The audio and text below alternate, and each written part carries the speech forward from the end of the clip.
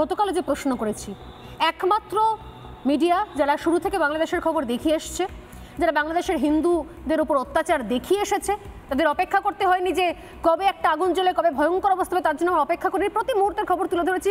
যে খবর বাংলাদেশও দেখানো হয়নি সে খবর আমরা দেখিয়েছি। সেখান থেকে অনেক কিছু বলা হয়েছে, আমাদেরকে চ্যানেল বন্ধ করে দেওয়া হবে, যাতে ইউটিউবে স্ট্রিমিং বন্ধ করে দেওয়া হয়, তারপর আমরা খবর দেখিয়ে এসেছি। শুধু তাই নয়, একই সঙ্গে প্রথম যারা চোখে চোখ রেখে ভারত সরকারকে পর্যন্ত প্রশ্ন করছে আর কবে পদক্ষেপ নেওয়া হবে, শুধুমাত্র বিবৃতি দিয়ে দায় সারাটা আর কবে। আজকে আমরা দেখলাম আপনারা বঙ্গ বিজেপির তরফ থেকে পথে নেমেছেন, আপনারা বাংলাদেশ হাইকমিশনে গেছেন। শুভেন্দু অধিকারীর একটা বক্তব্য আমি কিছুক্ষণ আগে শুনছিলাম, আমি চালাতে বলবো আমাদের টিমকে, যে ভিসা দেওয়া বন্ধ করার কথা পর্যন্ত বলছেন শুভেন্দু।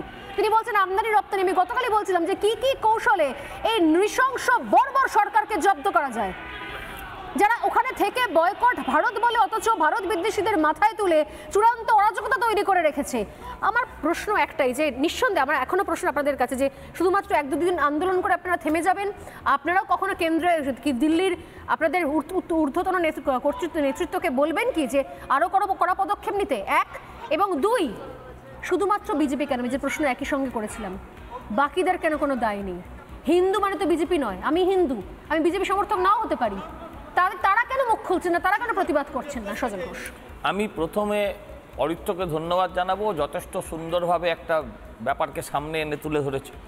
ও যেমন বাংলাদেশের কথা বলছে, আমি সেরকম পশ্চিমবঙ্গের কথাও বলতে চাই, যে বাংলাদেশের থেকে পশ্চিমবঙ্গের অবস্থা কোন দিক দিয়ে ভালো। আপনাদের ধন্যবাদ জানাই যে আপনারা বাংলাদেশের ঘটনাটাকে পুঙ্খানুপুঙ্খভাবে যতটা দেখানো সম্ভব হয় আপনারা পুরো তুলে ধরছেন। কিন্তু এটাও প্রশ্ন জানাই যে গত কয়েকদিন আগে বেলডাঙ্গায় ঘটেছে, মালদায় ঘটেছে, গার্ডেন নিচে ঘটেছে, আমার রাজাবাজারে ঘটেছে, সেই ব্যাপারগুলো কিন্তু আজকে আপনারা হয়তো দেখিয়েছেন, কিন্তু বেলডাঙ্গাটা কেউ কোনো কিছুভাবে দেখাতে পারেননি। এটাও দুর্ভাগ্যজনক। আর দেখুন, আমি হিন্দু, এই হিন্দু হওয়াটা কি আমার পাপ? ববি হাকিম যতই বলুন যে এরা দুর্ভাগ্য যারা হিন্দু কোক থেকে জন্মগ্রহণ করেছে, কিন্তু আমি হিন্দু, আমি গর্বের সঙ্গে বলি আমি হিন্দু, কারণ স্বামীজি আমাদের শিখিয়েছেন যে মাথা উঁচু করে বলো, গর্বের সঙ্গে বলো আমি হিন্দু। হিন্দু পরধর্ম সহিষ্ণুতার কথা বলে, সেই জন্য হিন্দুকে পরের ধর্মের যারা বিশ্বাস করে তারা এসে আমাদের মারে, আর আমরা সেটা সহ্য করে যাই। আমি আজকে বলবো, আজকে সেই সিপিএম কোথায়? তারা কি এর আগের দিন একটা বিতর্ক ছিল, ওরা বলেছে আমরা এই পলিট ব্যুরোর সভায়, আমাদের সম্পাদক মণ্ডলীর সভায় আমরা বিবৃতি দিয়েছি। বিবৃতি দিয়ে হয়ে যাবে? যারা কিউবার জন্য রাস্তায় নামে, যারা রোহিঙ্গাদের জন্য রাস্তায় নামে, তারা আজকে নিজের রক্তের সম্পর্ক, আত্মার সম্পর্ক ছেড়ে দিন। ওদের আত্মার সম্পর্ক প্যালেস্টাইনের সাথে, ওদের আত্মার সম্পর্ক চীনের সাথে, কিন্তু যাদের সঙ্গে ওদের রক্তের সম্পর্ক তারাও নীরব হয়ে আছে। আমি বলবো যে নিশ্চয়ই এটা বৈদেশিক ব্যাপার। আমি বলবো কেন্দ্রীয় সরকারকে, আমার কেন্দ্রীয় সরকারকে, বিজেপির সরকারকে আরো বড় পদক্ষেপ নিতে হবে। দরকার হলে ওই দেশে আমাদের মিলিটারি অপারেশন চালিয়ে ভাবতে হবে যে আমাদের হিন্দুদের প্রোটেকশন দেওয়া যায় কিনা। ওরা শুধু হিন্দু নয়, ওরা আমার আত্মীয়, সরাসরি রক্তের যোগ। আমি তাই দাবি করব যে ওদের সাথে এখান থেকে আমাদের আওয়াজ উঠুক যে বয়কট বাংলাদেশ। বাংলাদেশের যেমন ওরা ওখানে বয়কট ইন্ডিয়া করছিল, এরা মূর্খ। ইন্ডিয়ার চাল, ইন্ডিয়ার সমস্ত কিছু যদি না যায় তাহলে ওরা খেতে পাবে না, ওরা বয়কট ইন্ডিয়া করে। আমরা যদি এখান থেকে আমদানি রপ্তানি বিষয়টা বন্ধ করে দিই, তাহলে কাল থেকে আমরা যদি ওদের উত্তরবঙ্গ থেকে জল পাঠানো যেটা বন্ধ করে দিই, তাহলে আমি দায়িত্ব নিয়ে বলতে পারি বাংলাদেশ দেশটাই উঠে যাবে। আজকে আমাদের সেই ব্যবস্থা করতে হবে, কারণ আমাদের হিন্দুরা তো ওখানে মরবেই যদি এই অবস্থায় থাকে। হয় তাদের ধর্মান্তরিত হতে হবে, স্তরেও তো আমরা চাপ দিতে পারি, ভারতের মতো শক্তিশালী দেশ। আমার 10 কোটি বাঙালির এই বাংলার তারা একযোগে উদ্যোগ নিক। আমি বলতে চাই যে মাথায় রাখবেন যে এই দেশটা শান্তিপূর্ণ, কারণ এই দেশটায় সংখ্যাগুরু হচ্ছে হিন্দু। তাই মুসলিমরা 57টা দেশে যতজন আছেন তার থেকে বেশি মানুষ এই রাষ্ট্রে বসবাস করেন এবং শান্তিতে বসবাস করেন। ওরা যারা মারছে অন্য দেশে, জিহাদের নামে কি চলছে সিরিয়ায়, যে মারছে সেও সেই ভগবানকে ডাকছে, যে মরছে সেও সেই ভগবানকে ডাকছে। তাই মাথায় রাখতে হবে যে ওপার বাংলার, এই কদিন আগে আমাদের মুখ্যমন্ত্রী বলেছিলেন বর্ডার খুলে দাও, সবাইকে বুকে জড়িয়ে ধরো। মাথায় রাখতে হবে যে যারা ওপার থেকে আসছে তারা শুধু আমার এখানে অক্সিজেন নিতে আসছে না, তারা শুধু আমার কাজগুলো কাটতে আসছে না, মাথায় রাখবেন হিন্দু এজেন্ডা শেষ হলে পরেই আপনাদের সঙ্গেও তাদের লড়াই শুরু হবে। আরো সর্বনাশা হচ্ছে রোহিঙ্গা। প্রশ্ন হচ্ছে ওর দুটো আলাদা বিষয় সজলদা। একটা হচ্ছে যে বর্ডারের কথা বলা হচ্ছে, যে দরজায় এলে কেউ খটখট করলে আমি দরজা খুলে দেব। প্রশ্ন হচ্ছে হিন্দুরা তো দেশ ছাড়ার জন্য তৈরি নয়, তারা তো আরেকবার জ্যোতিবাবুও দেশ ছাড়ার জন্য তৈরি ছিলেন না, জ্যোতিবাবুও দেশ ছাড়ার জন্য তৈরি ছিলেন না। আরো অনেক সিপিএম এর নেতা আছে, আমার দলেও আছে, তারা কে তার নিজের ভিটে মাটিটাকে ছাড়তে চায়?